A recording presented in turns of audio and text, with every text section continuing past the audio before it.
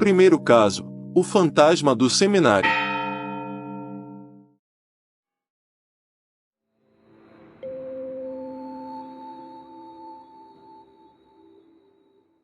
Saudações!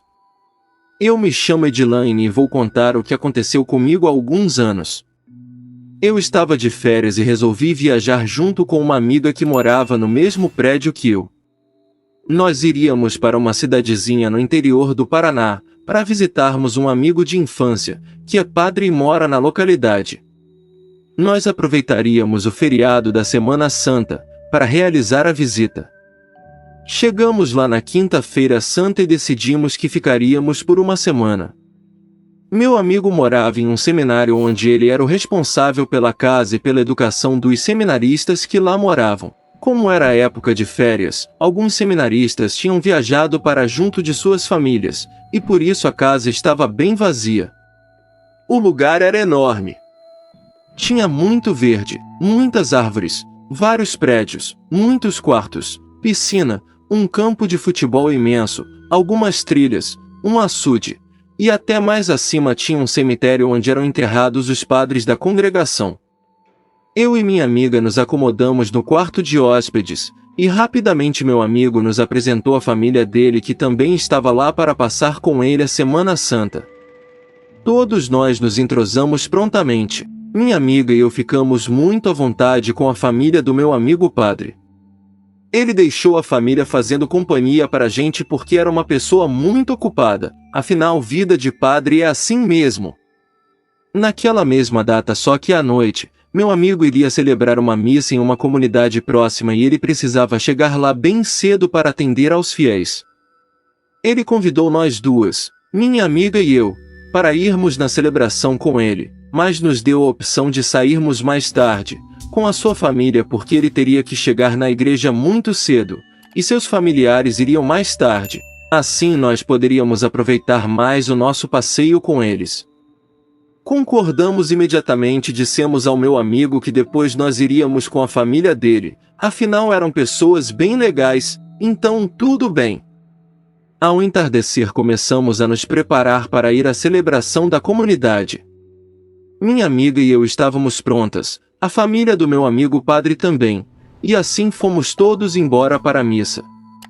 Já tinha escurecido, e para chegarmos do lado de fora dos portões do seminário teríamos que caminhar por uma estrada de terra bastante longa e cheia de árvores enormes de eucalipto. Esses eucaliptos acompanhavam a estrada nas duas margens e esta terminava nos portões do seminário. O ar era muito fresco por causa dos eucaliptos e da natureza ao redor do trajeto, e fomos caminhando tranquilamente até o portão. Nós íamos todos animados, conversando e rindo de algumas coisas que aconteceram durante o dia, quando no meio do caminho, entre as enormes árvores de eucaliptos, bem lá no fundo, perto de um córrego, nós avistamos ao longe uma figura toda de branco. Vimos que aquela figura estava agachada e ela estava na beira do córrego, de costas para nós. A roupa dela parecia com aquelas túnicas enormes com capuz. Achamos estranho aquela pessoa toda de branco estar ali, mexendo no mato, pertinho do córrego, afinal ela estava dentro do terreno do seminário. Ela parecia estar fazendo algo e pensamos que talvez fosse alguém colocando algum trabalho ou oferenda na beira do córrego. Porém ainda assim aquilo estava esquisito e todos nós começamos a prestar mais atenção à figura que continuava agachada e de costas para nós. Percebemos que tinha alguma coisa estranha com as suas vestes. Ela estava toda vestida de branco, mas não era um branco normal como costumamos ver. Era um branco muito pálido, translúcido e transparente. Todos nós, a família do meu amigo padre, a minha amiga e eu presenciamos aquilo. Quando percebemos que o branco da roupa da figura era translúcido, bem transparente, nós todos começamos a ficar com medo e apertamos o passo. Andamos bem depressa e sem olhar para trás, até alcançarmos o portão. Não sabíamos dizer o que foi aquilo. Ninguém entendeu o que era. A única coisa que entendemos é que era algo sobrenatural porque era translúcido, dava até para ver através daquele ser. Após acabar a missa, voltamos para o seminário e teríamos que atravessar novamente a estrada de eucaliptos para chegar ao prédio principal, onde estávamos hospedados.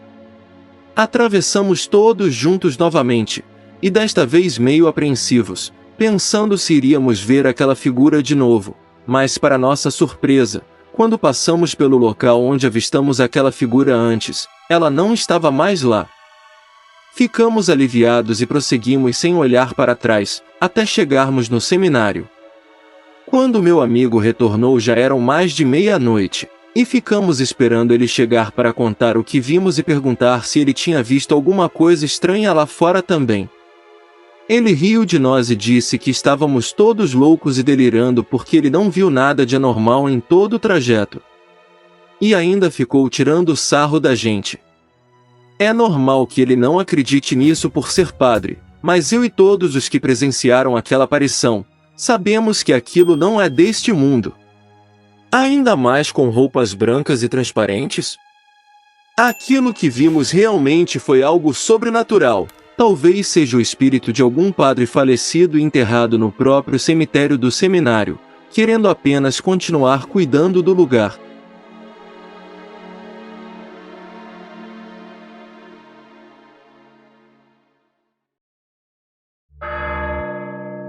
Segundo caso, o pensionato assombrado.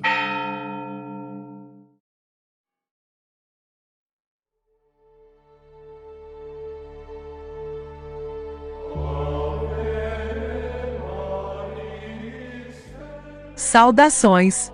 Meu nome é Samara, e o meu caso aconteceu há muitos anos, quando eu ainda era bem jovem. Durante a minha adolescência eu fui estudar em Recife e morei em um pensionato de freiras. O local funcionava em um prédio muito antigo. Ele possuía como vizinhos uma igreja e um cemitério do século XVIII. A construção, que era histórica, já tinha sido quartel, hospital, convento e colégio antes de se tornar um pensionato. Muitas histórias estranhas circulavam por ali, e algumas das mais bizarras aconteceram enquanto eu morava lá. E são essas que eu passo a contar agora. O prédio do pensionato era uma construção com mais de 40 quartos, salões enormes, corredores compridos e escuros, e algumas pequenas salas que sempre ficavam fechadas.